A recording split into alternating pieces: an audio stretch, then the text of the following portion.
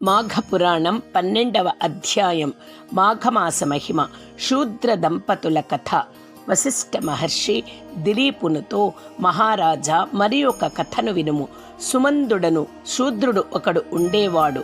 అతడు తన ధాన్యాదుల సంపాదనపై మిక్కిలి ఇష్టము కలవాడు. వ్యవసాయము చేయును, పశువుల వ్యాపారము చేయును. ఇవి చాలక వడ్డీ వ్యాపారమును కూడా చేయును. ఎంత సంపాదించుచున్నను ఇంకను సంపాదించలేకపోవచ్చున్నానని విచారించడివాడు. వాని భార్య పేరు కుముద. ఆమె దయవంతురాలు. ఒకనాటి రాత్రి శుచివ్రతుడను బ్రాహ్మణుడు వాని ఇంటికి వచ్చెను. అమ్మా, నేను బాటసారిని, అలసిపోయిన వాడను. చలి చీకటి మిక్కుటముగా ఉన్నవి. ఈ రాత్రికి నీ ఇంట పండుకొను అవకాశమిమ్ము. ఉదయముననే వెళ్ళిపోదునని ఇంటనున్న కుముదను అడిగెను. ఆమెయు అతని స్థితికి జాలిపడి అంగీకరించెని. ఆమె అదృష్టమో ఆ బ్రాహ్మణుని అదృష్టమో, యజమాని అయిన సుమనందుడు వడ్డీకి తీసుకొనుటకై గ్రామాంతరము పోయి ఉండెను. కుముద ఆ బ్రాహ్మణునకు గొడ్ల చావిడిలో ఒకచోట బాగుచేసి కంబళి మున్నగువానినిచ్చి పాలను కూడా కాచి ఇచ్చెను.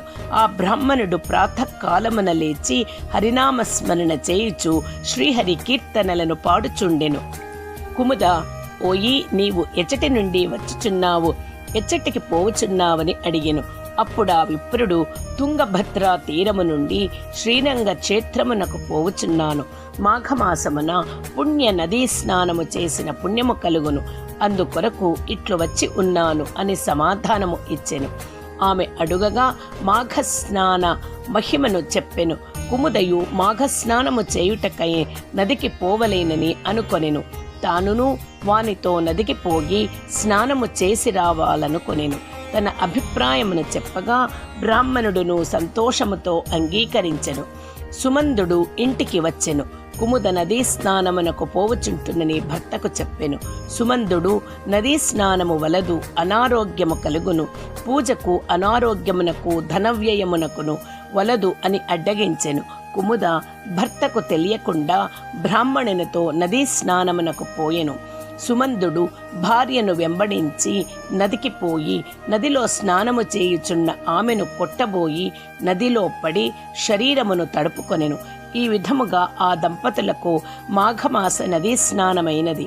పుణ్యము కూడా కలిగినది. సుమందుడు భార్యను తిట్టు కొట్టుచు ఇంటికి తీసుకుని వచ్చెను.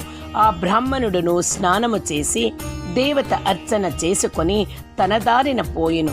కొంతకాలమునకు సుమందుడు వాని భార్యయు మరణించిరి. యమభటులు వారిని యమలోకమునకు కొనిపోయిరి. ఈ లోపున శ్రీ విష్ణుదూతలు విమానపుపై వచ్చి కుముదను విమానమును ఎక్కించి ఆమె భర్తను యమభటులకు విడిచిరి. అప్పుడు ఆమె, విష్ణుదూతలారా, నా మాటలను వినుడు. నా భర్త చేసిన పాపములకు ప్రతిఫలముగా యమలోకమునకు తీసుకొని పోవుచున్నారు.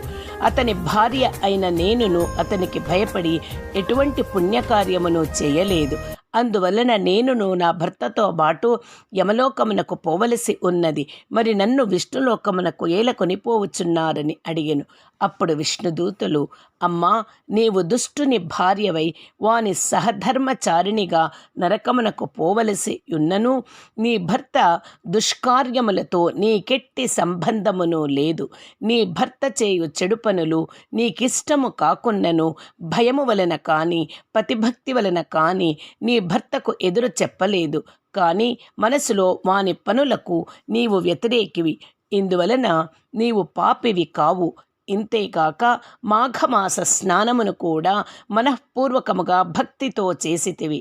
కావున నీవు పుణ్యము పొందితివి. నీ భర్త అట్లు కాదు. కావున నీవు విష్ణు లోకమునకు తీసుకొని పోబడుచున్నావు.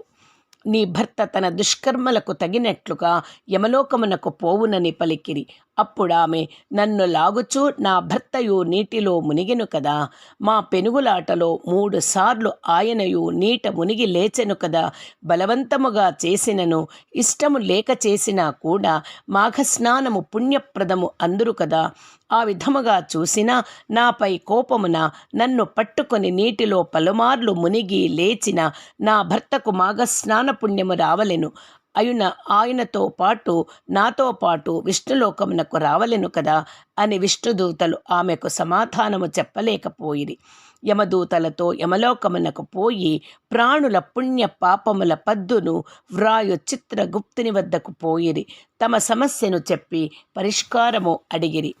అప్పుడు చిత్రగుప్తుడును సుమందుని పుణ్య పాపముల పట్టికను చూచెను. సుమందుడిని పట్టికలో అన్నియును పాపములే కాని మాఘమాసమున నదిలో స్నానము చేయుచున్న భార్యను కోపముతో కొట్టబోయిన, నదీ జలమున పడుట, నీటిలో మునుగుచున్న ఆమెను పట్టుకొని తీరమునకు తీసుకుని రావలేనని ప్రయత్నమున నీటిలో పలుమార్లు మునిగి తేలుట వలన ఇతడు ఇష్టము లేకున్నను బలవంతముగా మాఘమాసమున నదిలో పలుమార్లు మునుగుటచే ఇతని పాపములు పోయి విష్ణులోక ప్రాప్తిని పొందవలసి ఉన్నదని నిర్ణయించెను. విష్ణుదూతలు కుముద తెలివితేటలకు ఆశ్చర్యపడిరి. కుముదను ఆమె భర్తను విష్ణులోకమునకు కొనిపోయిరి. రాజా, బలవంతముగా ఒక్క మారు చేసిన మాఘమాస స్నానమునకు ఫలముగా పూర్వము చేసిన పాపములు పోయి విష్ణులోకమును పొందుదురు. మాఘమాసమంతయు నదీ స్నానము చేసి ఇష్ట దేవతార్చనము చేసి మాఘ పురాణమును చదువుకొని యథాశక్తి దానములు చేసిన వారికి పుణ్యమెంతయుండునో ఆలోచింపుము. మానవుడు తెలిసి కాని తెలియక కాని బలవంతముగా దుష్కార్యములు చేసి పాపమునందును అట్లే పై విధముగా చేసిన సత్కార్యమును పుణ్యమునిచ్చును. విచారింపుగా కర్మ పరంపరాగతమైన మానవ జన్మ దుఃఖ భూయిష్టము, పాప బహుళము.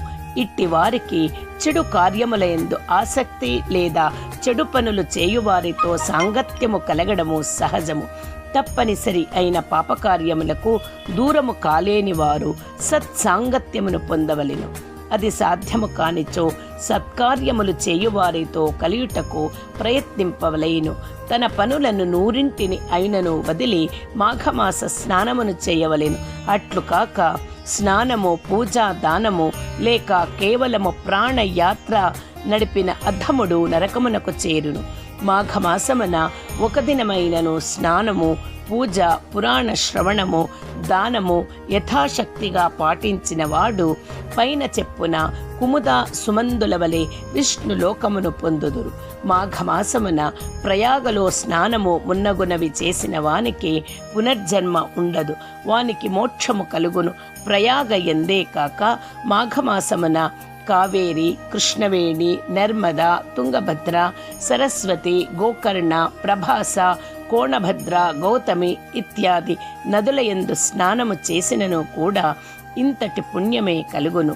మానవులు అందరూ వారు ఎటువంటి వారైనను మాఘ స్నానము, పూజ, పురాణ శ్రవణము, దానము వాటి అన్నిటినీ కాని కొన్నిటిని యథాశక్తిగా చేయుటయే వారికి పాప తరుణోపాయము, మోక్షప్రాప్తి సాధనము అని వశిష్ఠ మహర్షి దిలీపునకు వివరించి చెప్పెను. మాఘపురాణం 12వ అధ్యాయం పారాయణం సంపూర్ణం.